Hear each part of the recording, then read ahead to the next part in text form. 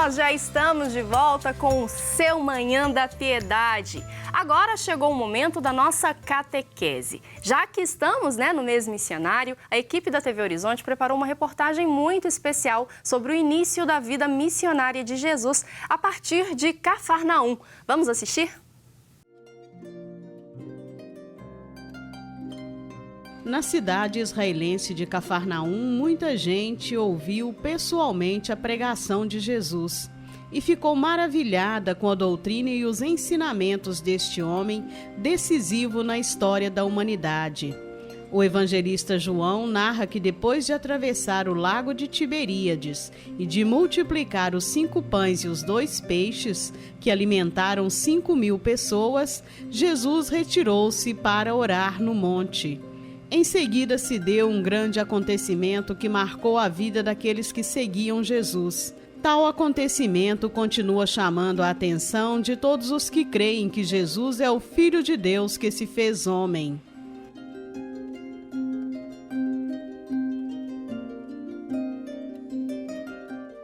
Chegada a tarde, os discípulos de Jesus desceram à margem do lago. Subindo a uma barca, atravessaram o lago rumo a Cafarnaum. Era já escuro e Jesus ainda não se tinha reunido a eles. O mar se agitava porque soprava um vento forte. Tendo eles remado uns 25 ou 30 estádios, viram Jesus que se aproximava da barca, andando sobre as águas, e ficaram atemorizados. Mas Jesus disse a eles: "Sou eu, não tenham medo." Quiseram recebê-lo na barca, mas pouco depois a barca chegou ao seu destino. É possível que Cafarnaum tenha sido fundada após os israelitas voltarem do cativeiro babilônico. Se isto estiver correto, então fica explicado o porquê de Cafarnaum não ser citada no Antigo Testamento. No Novo Testamento é especialmente citada em conexão com o ministério de Jesus.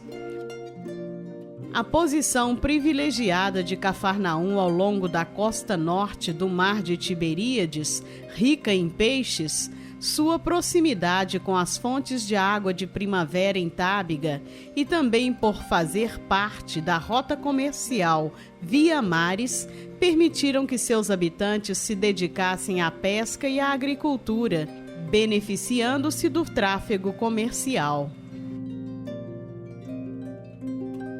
Por ela iam e vinham comerciantes e outros trabalhadores de diferentes lugares e costumes, que traziam e levavam informações e experiências de vida. Isso contribuiu para que as palavras de Jesus e o anúncio do Evangelho chegassem a terras mais distantes. Seu nome muito provavelmente significa aldeia de Naum, uma variante grega do hebraico Kefar Nahum. Como Naum significa compassivo, Cafarnaum também pode significar vila de compaixão.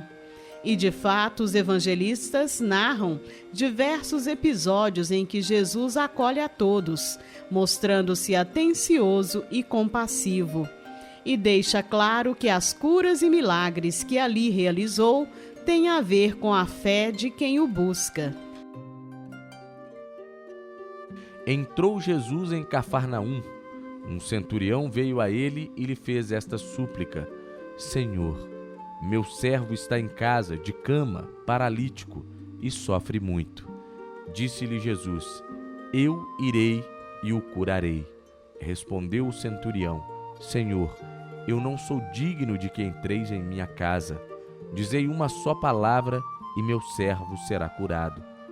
Pois eu também sou um subordinado e tenho soldados às minhas ordens. Eu digo a um: vai, e ele vai, e a outro: vem, e ele vem. E digo ao meu servo: faze isto, e ele faz."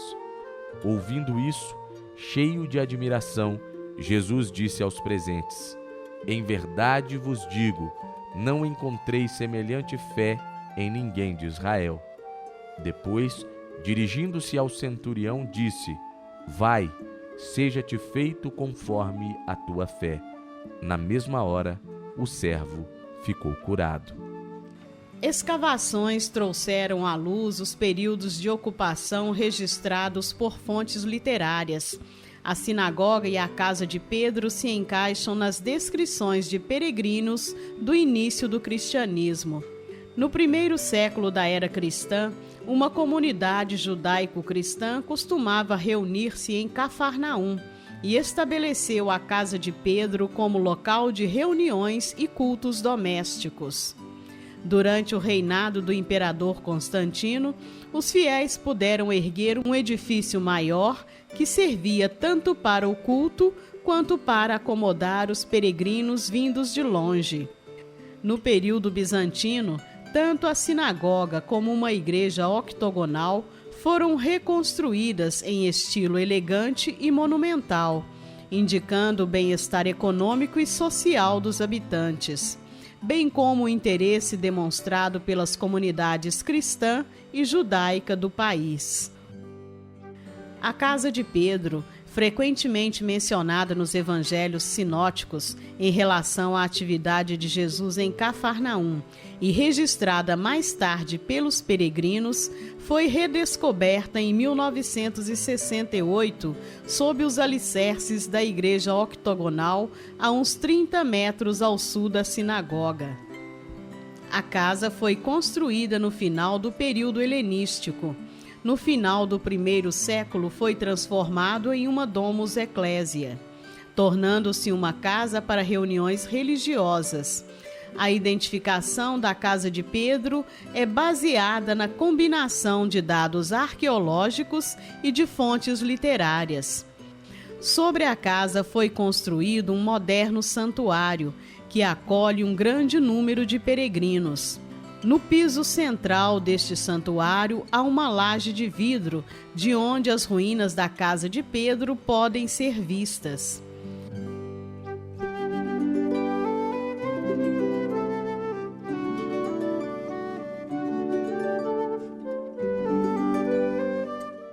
Dirigiram-se para Cafarnaum, e já no dia de sábado, Jesus entrou na sinagoga e pôs-se a ensinar. Maravilhavam-se da sua doutrina, porque os ensinava como quem tem autoridade, e não como os escribas. A chamada Sinagoga Branca em Cafarnaum foi o primeiro edifício no qual os arqueólogos se concentraram. Foi trazido à luz a partir das primeiras escavações, em 1905, seguidas pelas do padre Gaudênzio Orfali, em 1921.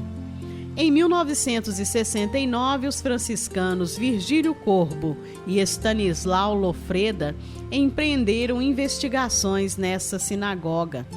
Tais investigações foram realizadas num período de 13 anos e envolveram 23 trincheiras abertas dentro e fora das ruínas. Os resultados levaram a uma revisão na data de construção da sinagoga, que agora é atribuída ao século V e não ao segundo ou terceiro, como havia sido proposto após as escavações anteriores. As investigações também procuraram estabelecer a localização da sinagoga, que teria sido construída por um centurião, citado pelos evangelistas Mateus e Lucas, que estimava o povo judeu. Esta sinagoga era frequentada por Jesus.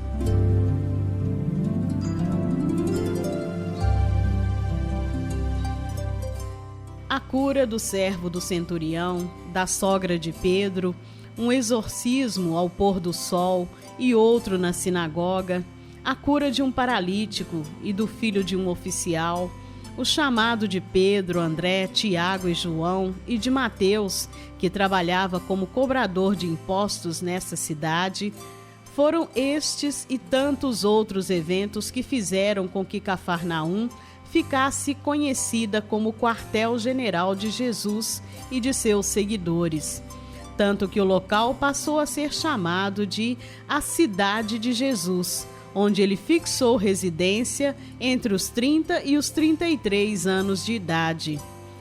Também em Cafarnaum, Jesus pronunciou muitos de seus mais importantes discursos.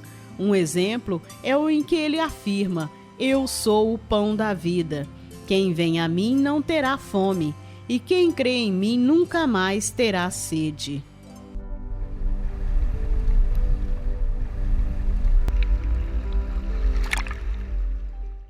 Fim de semana chegando e, como de costume, nós separamos algumas dicas culturais para você aproveitar junto com seus familiares e amigos. Vamos conferir.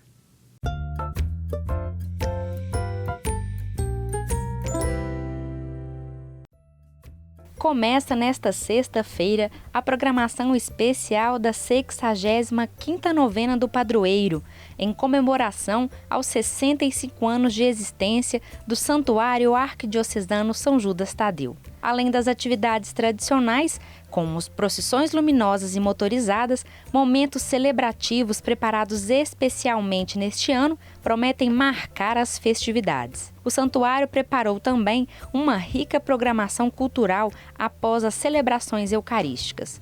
Você encontra todos os detalhes no site saojudasbh.org.br. O Conselho Provida da Arquidiocese de Belo Horizonte promove neste sábado o 4º Simpósio Arquidiocesano Provida, com o tema O Nascer e Morrer com Dignidade. O evento acontece durante todo o dia no auditório da PUC Minas, campus Praça da Liberdade, com atividades culturais, palestras e mesas redondas, com a presença de padres, professores da universidade e profissionais de diversas áreas. A programação completa está disponível no site da Arquidiocese de Belo Horizonte e as vagas são limitadas. E para quem busca atrações culturais, um dos maiores violonistas do Brasil, Juarez Moreira, se apresenta na capital mineira com um repertório um pouco diferente. No show inédito, Juarez interpreta canções dos Beatles com arranjos que unem o jazz e a música instrumental brasileira. A apresentação é nesta sexta-feira no Centro Cultural Minas Tênis Clube.